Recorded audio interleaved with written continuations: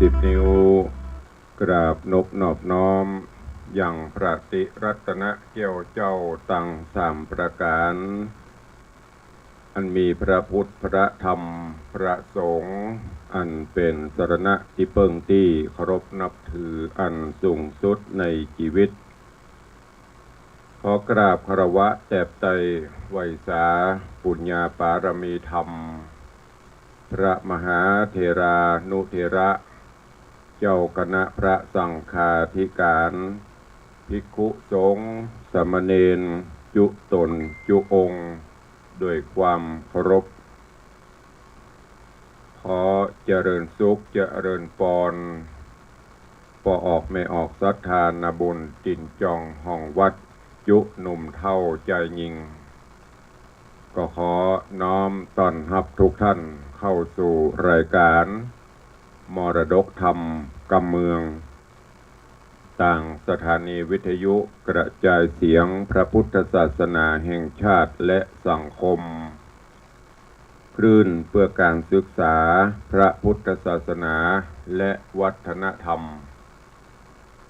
คลื่นพระพุทธศาสนาและจริยธรรมส่งสัญญาณกระจายเสียงจากสถานีวิทยุวัดฝ่ายหินตำบลสุเทพอำเภอเมืองเชียงใหม่จังหวัดเชียงใหม่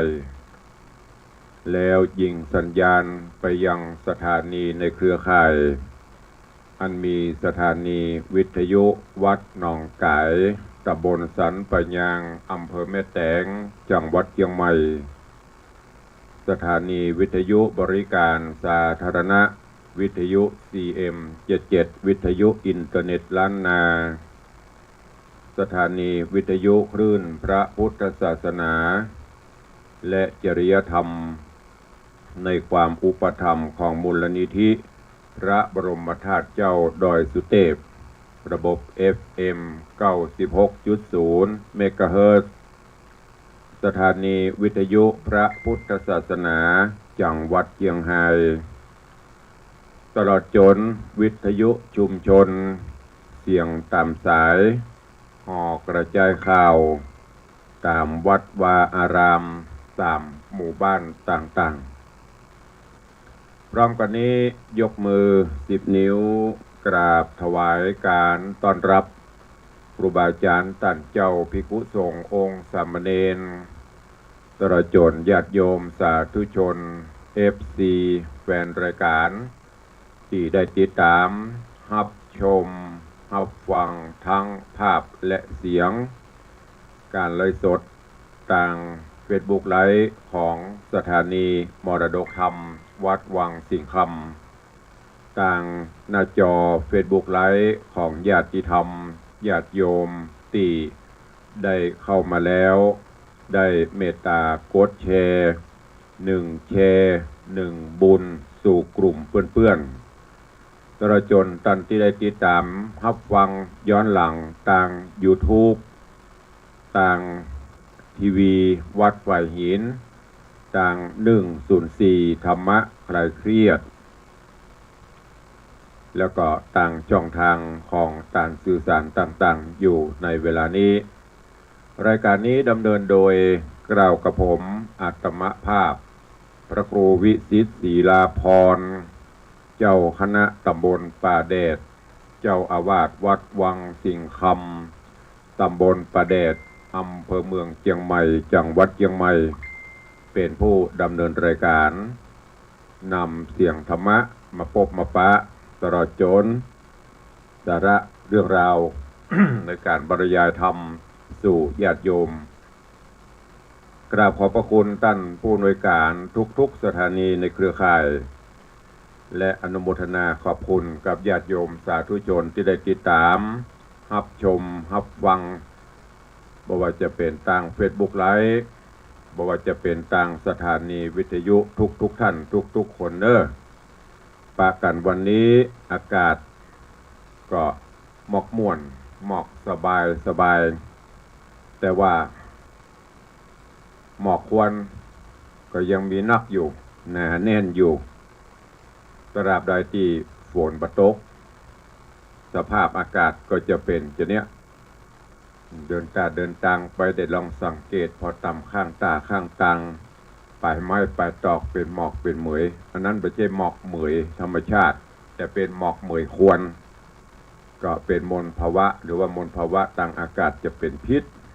แสบหูแสบตาแสบคอผ่องเพราะนั้นช่วงนี้เปิ้นก็รณรงค์ขอร้องงดการเผาชั่วคราวจนกว่าสภาพอากาศจะคืนสู่ปกติเนอะก็ดูแลสุขภาพกันไปรักษาธาตุขันธ์กันไปบำรุงกันไปอย่างก็ขอบคุณหลายๆท่านที่เป็นห่วงเป็นหามตุลุงโดยสภาพที่ร่างกายโรคภัยไข้เจ็บประจำตนประจำตัวประจำกายก็ขอบคุณทุกท่านแต่ก็เป็นอย่างนักเนาะ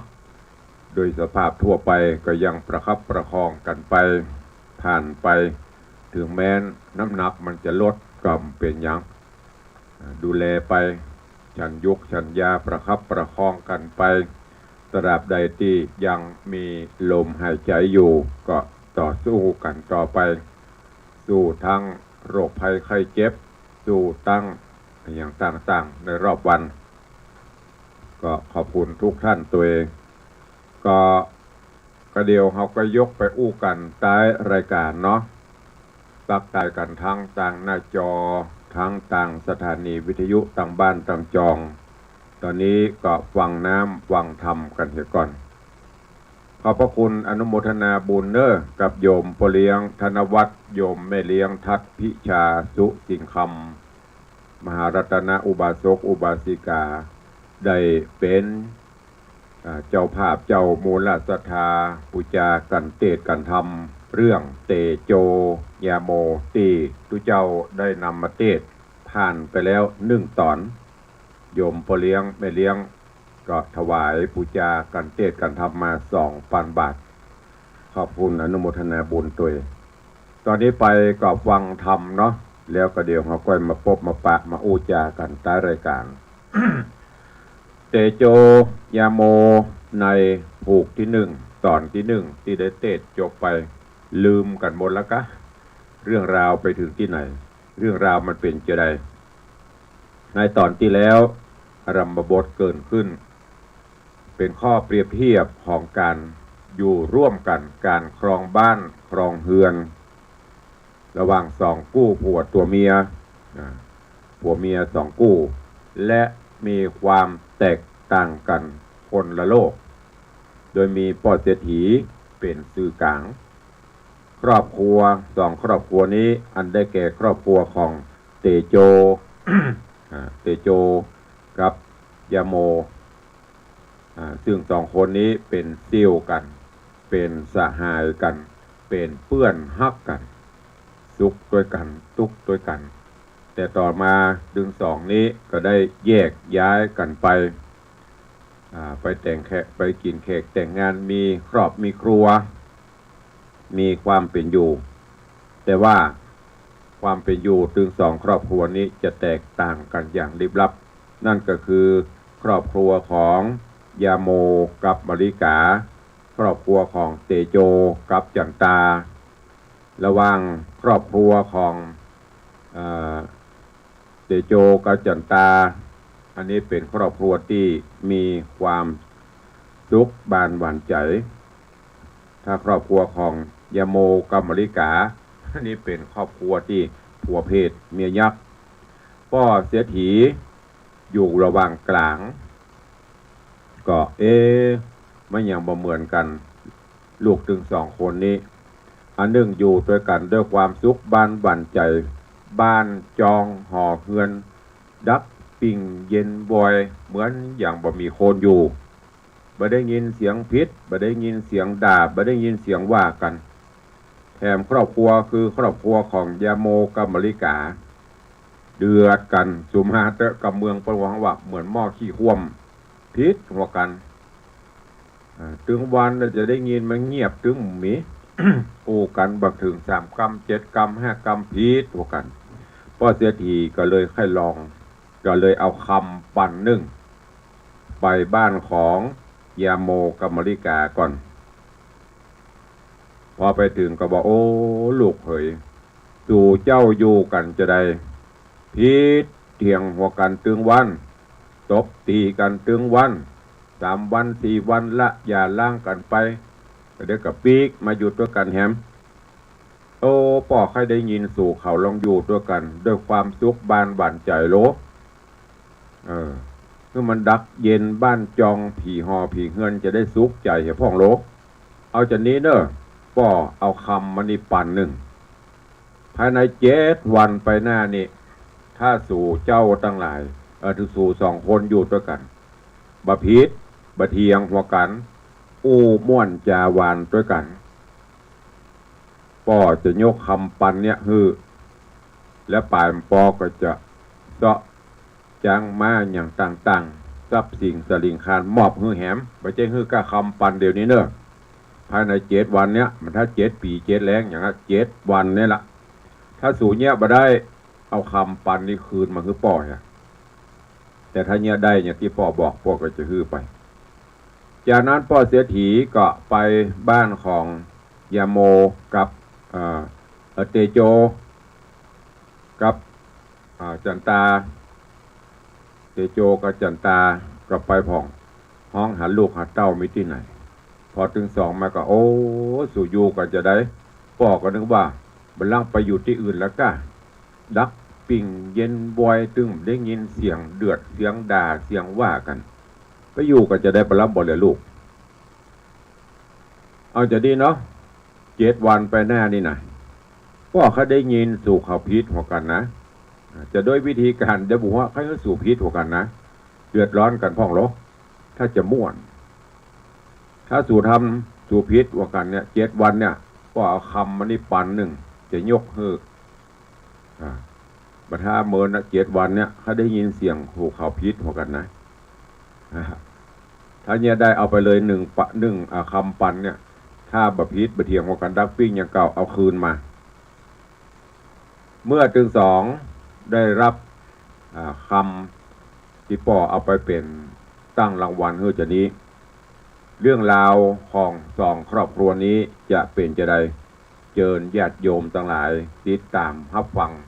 พระธรรมเทศนาปืนเมืองเหนือเรื่องเตโจยาโมในตอนที่2เป็นลำดับไปณโอกาสบัดนี้ นะโมตัสสะภะคะวะโตอะระหะโตสัมมาสัมพุทธัสสะสะทะโวฟังลาโสตุจนะสัพพุริสะตังหลายตั้งยิงและใจม้วนโมติได้ปากันอยู่ทำทาดาฟังยังรัสธรรมเทศนาเตโจยาโมลำดับมาแถมแล้วเล่าตอนที่2เนื้อเจ้าขอเชิญศรัทธาตั้งหลายหนุ่มเท่าจุงตั้งจิตใจเราทำทาดาฟังต่อไปไปนานี้เล็ดนายามนอนเตโจใจหนุ่มมีนาจุ่มบ่ปาโลงบ่โมโหเกลียดกาบ่ไว้นาดำแดงยินฮักแปงบ่เน่งนายวังจักได้ง่ายสบายใจว่ากูจักกะตำสันใดฮื้อนางเมียสมเสียดฮื้อนางโคตรเกียดแก่กูจะจริงทะลิวาดลงเหือนไปบ่จะเอาตัวไปเกือกน้ำขี้มาเปะตมแป้งเผาผมยันยุงกลิ้งเกลือกฟุ้งบนจานเหือนทะลิเหมือนดังบามานอนห่มผ้าอยู่ในเหือนและนาต กาตาน้อยกาดละยามนอนนางเกี้ยวจอนจันตาไปกาดมาแต่เจ้ากลับปอกเต้าขึ้นมาก็เรียกหาจ้องจองว่าตัวข้าน้องจันตาปิกขึ้นมาสู่บ้านขอพี่ตานรีบมาไวข้าน้องไทยได้เอามายังจีนป่าและปูยาหมากเบียงจักเอาเลี้ยงสามีกาเป็นเจ้าเป็นข้าบเขาปุญญาไปไหนเสียจะปีเป็นเจ้าเอาหรือว่าหนีเข้าอยู่เตาไฟหรือว่าไปอยู่ในสวนยังบ่ปิกปอกขึ้นมานางจันตาเกี้ยวไทยร้องเรียกใจกำหวานเรียกสลีบุญจุกำบานหูเรียกสลีบุญจูผัวตนยิงกังวลแต่ใบนางหน้าไทยพอไปมาบ่หันสามีกาสักแห่งจริงรีบเล่นเข้าไปเฮือนไฟก็หันผัวใส่ใจนอนห่มผ้าพอดูตัวและหน้ามีกะเปะตมจะดังจับเป็นลมบากั้งน้ำตานางยาหลังไหลตกว่าอกอกเจ้าข้าเย็นตกใจกั้งกว่าโตนตัวน้องลาก้อยนั่งลงดูว่าโอ้ยน้อผัวควันกูเป็นดังเดิมอ่อนก่อนกี่บ่เคยมีมาจริงยอฮัดถาขับไว้ว่าพี่ไทยเป็นสังจางหรือว่าผีมาสิงเขาหรือว่ากินเหล้าเมายาบอกเคยหันมาแต่ก่อนหรือว่าผีมาสอนเข้าสิงลมยัดติ่งใจสั่นลมหายบันไปหน่อยน้องจากเนี้ยสันได้เล่านิจาในกาละนั่นนาส่วนว่าเจ้าเตโจทริโมโหห้องด่าว่าอีห้าจันตาเมืองเข้ามาสู้สั่งนี่กูนี่บ่ใจผัวมึงอีสึงตึงวุยวอกแม่ยิงสอกกอกใจมามึงอย่ามาอยู่ไกลตัวมึงปรับใบใจดำแล้วเนี่ยงำเหงือกตาแป้งตาเหลือกไปมายามนอนนางจันตานาดนองจริงโศกตองโศกาอยู่ขะนิ่งไปมาทวนทีว่าผัวข้าน้องนี้เป็นลายเมเยื่องมากลายเตขวีเป็นดังผีเข้าสิงมาสิงเข้าจักไปทำนอทับมอเท่าเปิกสางว่าเป็นสังจาผัวควันตุกคืนวันบ่เป็นดังอีหรือว่าใครกินหมูเป็ดไก่ข้าน้องก็จักเอามาไว้ปูจาพอหมอจุงมาใส่บับบนแก้ตามหนโลกว่าก็จักเปิงดีและว่าอ่านตัดสมิงคะเนในขณะยามนอนส่วนอันว่าเตโจใจก็มาขนิ่งใจทวนทีกลัวบอดีกับตัวจับมองมัวไปนาจริงกล่าวแก่น้องลาเมียแปงว่าตาดูราจอมแยงเฮ้ยเป็นเจ้า กูพี่บ่เป็นผีบ้าเข้าสิงตือบ่เป็นผีสือกะปอบเข้ามาครอบงำกู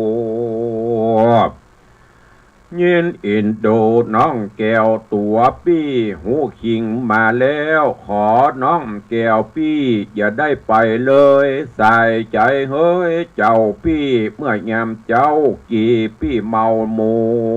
ว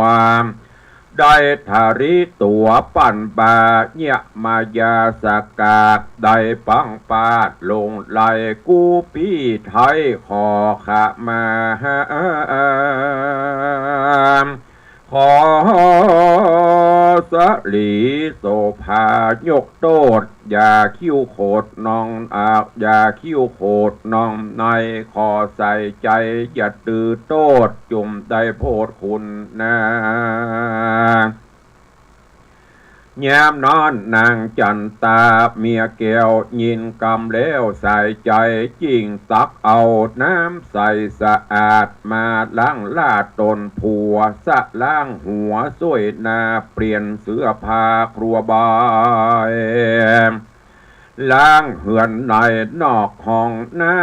งนาดนองรีบเร่งดาตำยะของกินลำหลายสิ่งอาหารยิ่งข้าวหวานเจือจานสนุกยิ่งการกินอิ่มแล้วผัวตนแก้วเตโจใจจิงจวนเอานายนาดน้องจันตาบดูราสายตาเฮยน้องเนานางจุงแต่งหอเขาและทงป่า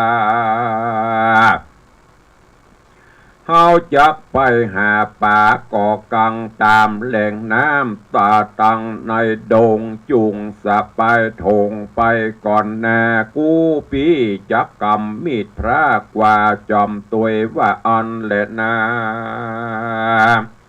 ยามนอนนางจันตาเกี่ยวแกวนลูกรีบเล่นแต่งดาครัวแล้วไปกับผัวในป่าแอวสอดลาโดองพรายแหล่งป่าน้อยโคคุ้มเอากันบุบุญดงนำเป็นเครือขามเกาะจองบ่มีจองต่างเดินลอดขึ้นปะเลินลงห้วยหนต่างลิงจ้วยผาจันก็ก้อยเกาะพันเปียงปินเหลือบยุงหินคบคานนางจันตาบรำพันโจมสามโอดปินเปียงข้ามดอยจันกันโป้นสันดอยใหญ่ก็หันหมูไก่ลวงลายจริงบอกคือนายน้องฮักว่าไก่นักฝูงลายหากินยังใหญ่เป็นหมูระรื่นอยู่กลางพรายลากินไก่ละมอกนางน้องจุงไล่ไปสู่คอกเฮือนเฮาแง้มนอนนางนงเหล่าจันตาจิงห้องจะไล่ฝูงไก่ว่าสู้ดูราไก่ตังลาโซจุงเอากันไปเป็นหมู่คืนกลับสู่เล่าเมื่อหังมาหากินสังในป่าเอวสอดล่าไปแถมเล่าสองนอนหนาวเมียผัวเอากันเตียวหนัวป่าไม้ก็ไปหันใส่ฝูงงัวควายจ้างมาลายบ่อน้อยนับอ่านร้อยเป็นปันส่วนเตโจยันบอกไกลแล่นขึ้นต้นไม้รุกขาเอิญกำจาบอกกล่าวว่าดูราน้องเน่าจันตาจ้างมาหัวควายมีดวงลายมากเต่านางจุงไล่เข้าไปสู่เฮือนเฮาย้ำนอนนางจันตาเนาหน้าไทยจริงออกปากไล่สัญญา เฮือสัตตาฝูงใหญ่ว่าจุงเอากันไปสู่ในที่อยู่เฮือนเฮาย้อนเทวดาเขาแต่งตานจริงตามทันกำจาอันนางจันตาหนอนาเอาบ่คัดคืนกำเจ้าผัวขวัญฝูงหัวควายจังแม่ก็ไปตามกำนางว่าจุประการฝูงสัตว์อยู่ฝูงสัตว์ไปอยู่สำลานในคอกแห่งเฮือนนางก็มีแหละนะแล้วก็เอาการนี้จากที่หันไปตามขอบคันห้อมหวยพาดิ่งโจยเป็นวังป่าส่วนสามิกาเตโจรีบมาโดมานาลงสู่กลางหนองหมู่วังป่างมเอามัจฉาป่าบ่มีเงี้ยงส่วนป่าดุกอุยและดุกด้านหื้อนางจันตารีบงมเอาปลาดุกเหล่าตังเปิดต้มนางรีบงมมาใส่ของนางนาดน้องบ่อโอยคราง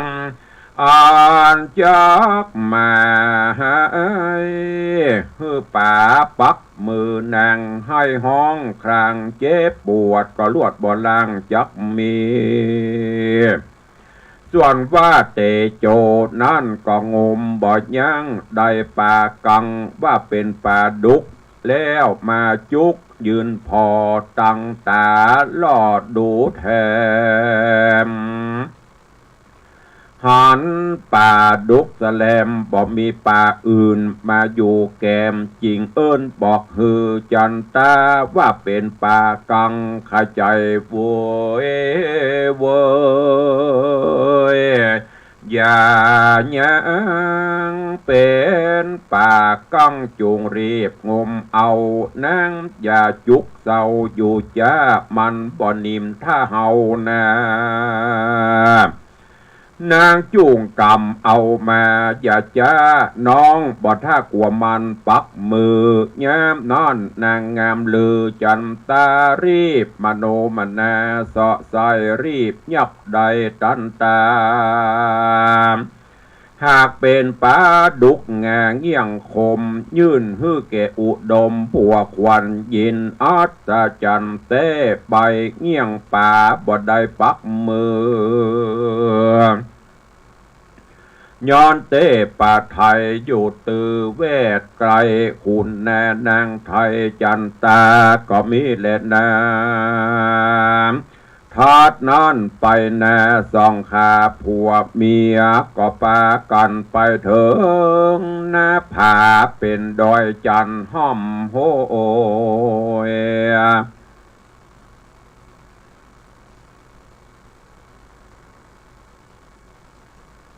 เป็นป่ากล้วยหากยืมจำเป็นตาเป็นดงดำกลางป่าก็ไปปะหันใส่ผ้าหูกจ้างนอนมุกอยู่ข้างผ้าโอโซส่วนเตส่วนเจ้าเตโจหนุ่มน้อยจริงก้อยเอาตัวเปียงขึ้นใดแล้วร้องหานางนาไทยชิงบางว่าโดรานางนาไทยนางอย่าใดคัดคอจูงรีบแป่งขอและค้อนปี้จักขี่ตอนจ้างแห่งเฮา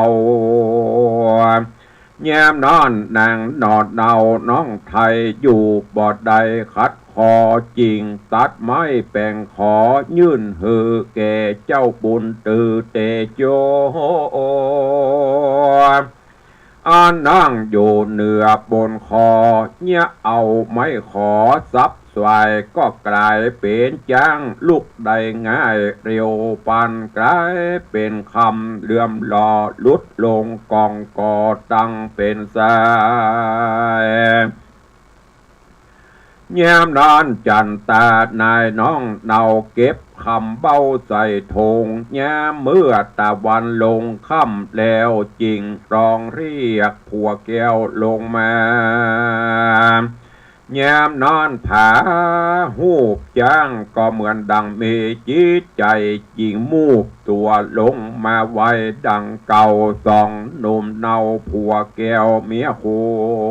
วรก็ป้ากันหาบเอาเงินคำลัดโดงดำเถื่อนทองจริงมาหอดห้องเหือนตัวก็หันควายงัวจ้างมาตั้งหมูไก่จังหมูไก่กุกะตามาอยู่ทายังยายเป็ดไก่ลา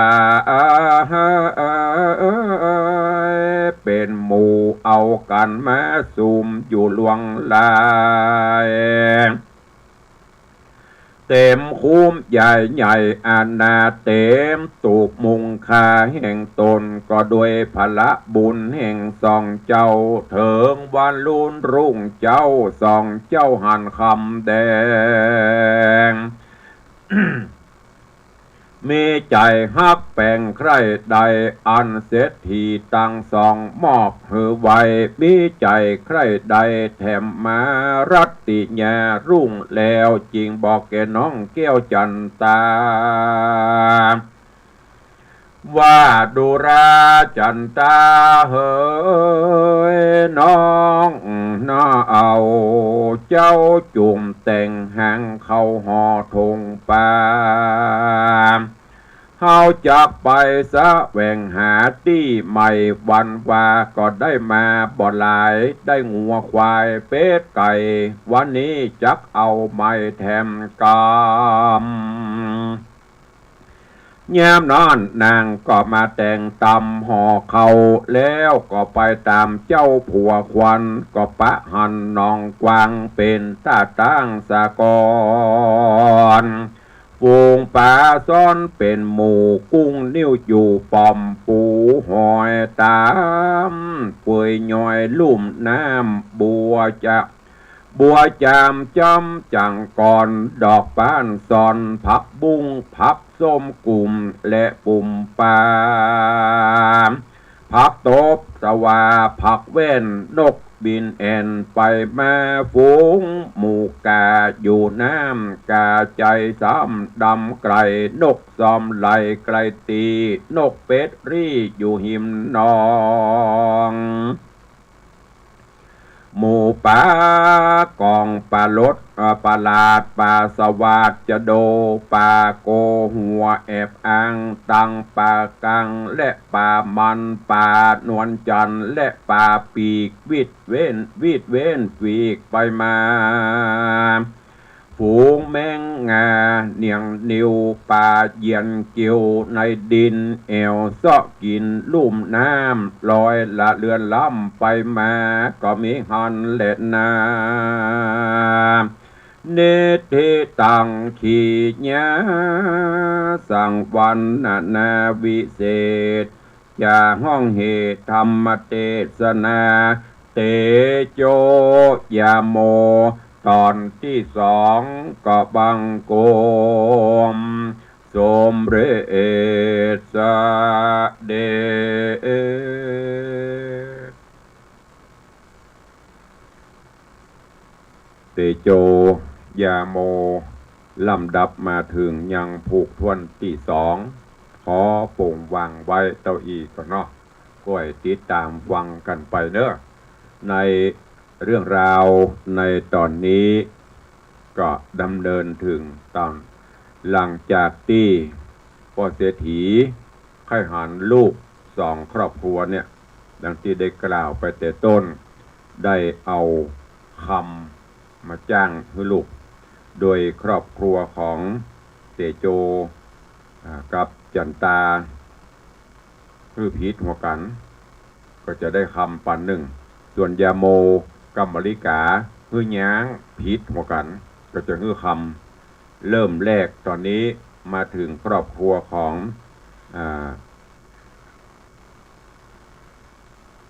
เตโจกับจันตาหลังจากที่เลิกป่อคำมานี่เตโจก็ข้าได้เดี๋ยวนี้จะได้จะฮื้อจันตาโคดจะได้พิษหัวกันนี้เถอะเริ่มแผนการแรกเตโจก็เลย วันหนึ่งจันตาไปกาดเตโจก็เริ่มจะทดลองจะเริ่มหาเรื่องหาราวเถอะก็ลงไปกิ้งไปเกือกน้ำขี้มานี่ก็เป็นกำเมืองภาษาพื้นเมืองแต่ก่อนเนี่ยจานก็จะแปลงบ้านก็จะมีจานก่อนมี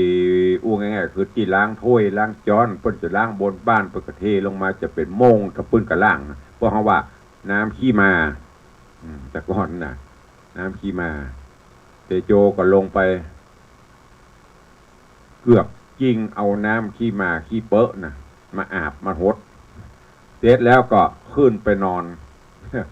นอนในที่นอนปุ่นกุ้มกระลุมคืออะไรตุลุงกุ้มกระลุมก็คือคุมโปรงนะจันตาไปกาดปีกมาสามีกาป่อมันไปที่ไหนกูเตื้อเฮาเข้าบ้านเปิ้นก็จะกวาดบ้านกวาดจองเพียวหั่นเพียวนี่ตำกระล่างวันนี้ดักปิ้งวินบอยไปไหนก็ห้องหาเจาะหาตำสวนตำให้กำฟ้าขึ้นไปบนเฮือนโอ้นอนกุ้มกระลุมนี่ใหญ่ค้างอยู่ฮือจันตาก็ฟั่งเข้าไปเปิดผ้าพอสะดุ้งเมียหน้าตาผมเฮามีแค่ขี้เปอะขี้ผมก็เลยมาโอ้พี่เฮ้ยพี่เป็นอะไรอย่างก็อยู่ดีๆวันนี้อย่ามาเป็นจะนี้นอนค้างอยู่เป็นอะไรอย่างจ๊ะผีสางนั่งไม้เข้าสิงกะตั้งเตโจก็ตั้งยาโมก็เปิดผ้าพอวันนี้ก็เดือดตัวด่าตัวโอ้มึงใจเป็นเมียกูเนี่ยอีห้าตึงอีวอกอีก้างเริ่มออกแล้วดอกด่าใครฮือจันตาโหดตอบอีเตอจันตากำว่าได้ ยาโมดาจะได้กำว่าจะได้จำกึดใจห้ำยกมือไหวห้ำหาเตปาเฮาต่างหลายบอกโอ้ผัวเฮาเป็นอะไรอย่างกะผีสางนางไม้ผีเข้าตือกะก็บ่ม่วนใจก็เลยเกิดว่าโอ้อีต้องไปถามหมอถามเมื่อละพร่ำพรรณนาอยู่หั่นยาโมได้ยินก็กลัวบดีกับตัวโอ้ดีบดีจะเป็นคือตกตัวจะบดีกับตัวก็เลยฟังบอกจันตาว่าโอ้น้องเหยตะกี้นี่เพลิดประกรรมมันมีอย่างบุหุมาเจียงเหกรรมแต่ประเด็นนี้ปีดีละปีหาละก็เลยบอกเล่าอันนี้ฟังแบบเป็นยังมีผีมีตื้อเนี่ยมันถ้าจะเป็นลมไปในกังกัดไปหน่อยจันตาก็ดีใจว่าผัวพื้นคิงมาฟังไปเอาน้ำมาช่วยมาล้างมาอาบแล้วก็ดาขันเข้าขันน้ำผัวยาโมกินจากนั้นก็กินข้าวกินน้ำก็ไปก็เริ่มแผนการที่สองแหมปลากันไปป่าเพื่อที่จะไปเสาะหาของป่าเถอะไปปะใส่ไก่ก็จ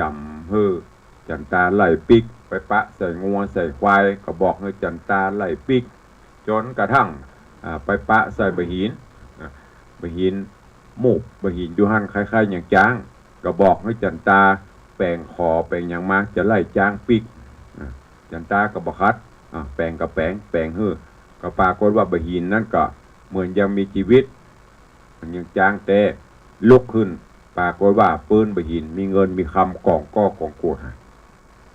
ถึงสองก็ฟังเอาปิกเอาหอบไปปะใส่หนองไปหาป่าแหมป่าอันไหนที่มันมีเงื่องจำจันตาไปงมจันตาก็งมด้วยบุญบารมีหกป่าก็บปักมือเฮ้ยได้ปลาดุกก็หาว่าเป็นปลาปลากั้งปลาหยังจันตาก็ทำไปตามมดจนกระทั่งค่ำก็ปลากันปีกบ้านปีกจองได้เงินได้คำมาละตอนนี้ยังพอมาแล้วใจเตื้อแผนการที่สองก็จะเริ่มต่อปลากันไปแหมวันเดี๋ยวนี้ไปปะใส่หนองน้ำใหญ่กว้างจะปลากับไปหาหนองแต่ก่อนมันจะมีเครื่องสูบน้ำมันประเดี๋ยวลง จะหาได้อย่างพ้องจะเจออันอย่างพ้องก็ให้ติดตามฟังกันในตอนที่3เนอะวันนี้ขอโปร่งวางไว้แต่เพียงเก้าอี้ก่อน ม่วนนะสาระข้อคิดกันนักนะโอ้ยุโยงใครฮือเมียโหดเมียก็บอกโหดก็เปลี่ยนสะพองแล้วมันจะใส่เข้ากันละข้าไปนอนขี้มากิ้งมาเกือกขี้มาแล้วมานอนที่นอนให้มันกับปะโทถ้าเป็นสะพองนี่เหลือแล้วโดนนะจะด่าจะพิษเหมือนกันแต่นี่ไม่ว่าอะไรทั้งสิ้นอันนี้คือลักษณะการอยู่ครอบครัวแรกก็ติดตามฟังไปเนอะวันนี้โป่งวางไปที่ก่อนด้วยเวลาจำกัดก็เดียวจะได้ไปตักไปตายไปตายไปตักไปตะหอกอูจากับพี่น้องสถานบุญเฮาทางจากเฟซบุ๊กไลฟ์ทางจากสถานีวิทยุเนาะก่อนที่จะไปไปจ๋าขออนุโมทนาขอบคุณเจ้ามวลราชธาติได้ร่วมปูจาไม่กำกะหรี่ปีใหม่เพิ่มเติมจากวันก่อนเนาะตอนนี้ก็มีโยมพ่อเท่าพงแม่เท่าบัวเงินบุญชัยร่วมทำบุญไม่กำ1 เล่มหอมทราย500โยมจันต้าโยมยงร่วมทำบุญไม่กำ1 เล่มทราย500โยมพรตรีโยมแสงซาเด็กชายแสงเมืองเด็กหญิงอัญชรีบุญชัยไม้กำ1 เล่มทราย500แม่สังวานพุทธจันทร์หรือยายเพลินเพื่อนเกษตรไม้กำ1 เล่มโยมปี้อัญชรีคำกิติไม้กำ1 เล่มโยมบิมลโยมพี่หมอมัทนาอัมพันธ์โยมนัดประคันอัมพันธ์1 เล่ม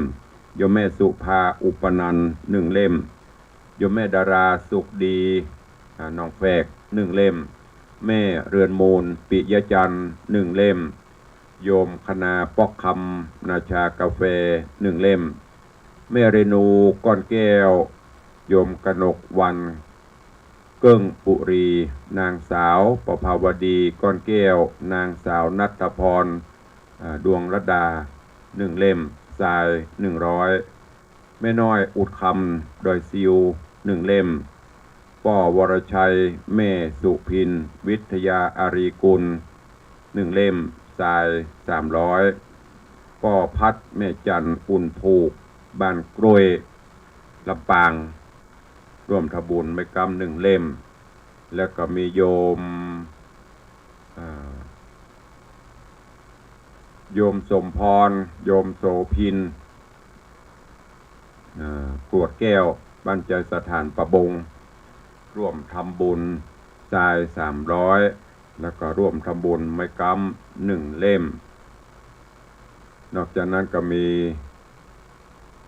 โยมป้ออเนกแม่มณีวิญญรัตน์ขอบคุณอนุโมทนาบุญเนอะนี่เจ้ามูลราชธาที่ปูจาไม้กำก็ท่านผู้ใดจะร่วมก็แจ้งเข้ามาก็เจ้าศรัทธามูลศรัทธาเพื่อจะเสาะจะแต่งไปคือเนอะไม่กำหลวงไม่กำใหญ่หรือว่าจะห้อมทรายก็ตามเจตนาที่เขาจะก่อเจดีย์ทรายขอบคุณโยมปินันล่าปินันจรันปิยจันทร์โดยซิวเทเนอร์เป็นเจ้าภาพเสวียนที่จะเอามาก่อเจดีย์ทรายเป็นประจำแห่งปีนี้ก็ไปไปจ่าไปตักไปตายกับญาติโยมศรัทธาที่เข้ามาติดตามรับชมรับฟังทางหน้าจอ Facebook ไลฟ์ตอนนี้ก็ขอน้อมต้อนรับคุณโยมจนจันทร์ตอนคำตั้งโทรศัพท์ของตุลุงมันเด้งไปเลยรวดจะเข้ามาแหมกรรมมันหายไปเหรอโยมตอนจันทร์ตอนคำโยมสุปรณีรูมา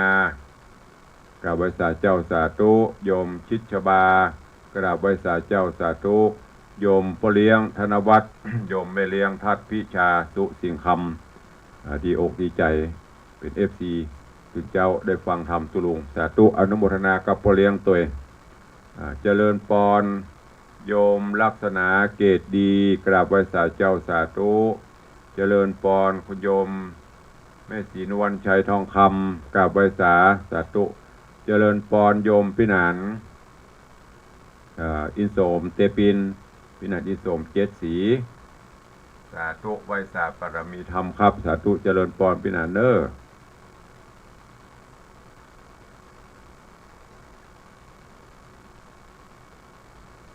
ว้ยก็มันอย่างไรขึ้นไหลลงเจริญปอนคุณโยมโยมตู่โยมตู่โยมสุรัตน์เสาคำกราบใบสาครับตุลุงสาธุเจริญปอนโยมจรินทิพย์บุญเลิศใบสาเจ้าสาธุเจริญปอนกราบใบสาอนุโมทนากับท่านเจ้าจันทร์พระครูสถิเจติยารักษ์กับใบสาครับผมเจริญปอนโยมพี่หมอมัทนาอัมพันธ์ใบสาเจ้าหลวงพ่อท่านพระครูเจ้าสาธุพี่หมอเนอเจริญปอนโยมแม่เลี้ยงทัดพิชาสุสิงค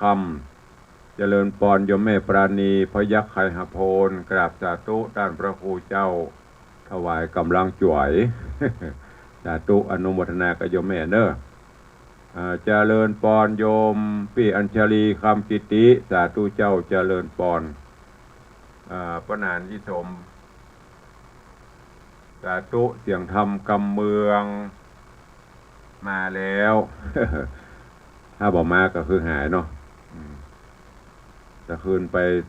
เตดงานศพของพ่อเลี้ยงอุดรพันธ์วันนี้ก็เสียงแหบๆอยู่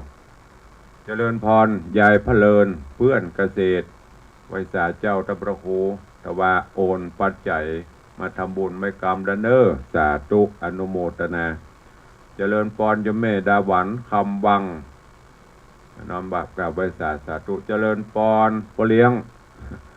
โยมปอจานสุรพงศ์บุญห้าไวสาครับเจริญพรเนอร์เจริญปอนโยมพิมพ์บุญใหญ่โยมแม่แสงปนบุญใหญ่โยมพลอยฟังจากแม่สายเชียงรายกราบนมัสการหลวงพ่อเจ้าค่ะสาธุเจริญปอนเนอะต้องขอสุมาภัยกับโยมพิมพ์ตัวเองมาปล่อยหลวงได้ปะกันคำเดียวไม่ได้อู้ได้จากกันดี ก็ต้องขอสุมาอภัยตัวเนอะไม่ได้เลี้ยงข้าวไม่ได้กินข้าวกันวันนั้นขอบคุณอุตส่าห์เดินทางจากแม่สายมุ่งตรงสู่ในวังได้อู้ได้จากกันแห่งกรรมมีงานมันจะเป็นจะเนี้ยเนอะแต่ถ้ามีงานนี้สบาย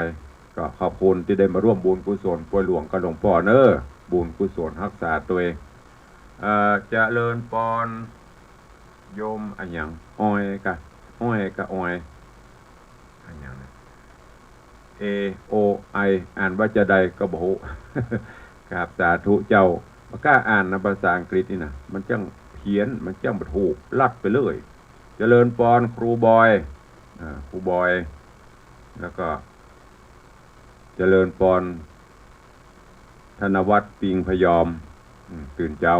เปิดร้านเฮงรวยเนอะวันนี้อันนี้ตังหน้าจอเนอะ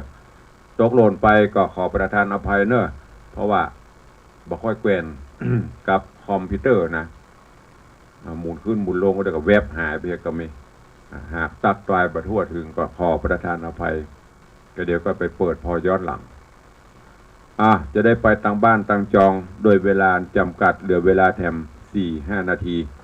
ตั้งบ้านเนาะใครจะอู้จะจะจาเข้ามาได้หรือจะร่วมเป็นเจ้าภาพไม่กำตอนนี้ก็50 กว่าเล่มแล้วเนอะไปเรื่อยๆถ้ามันหมดแล้วก็คือจบประมาณ100 กว่าเล่มนี่ละเต่าที่กำลัง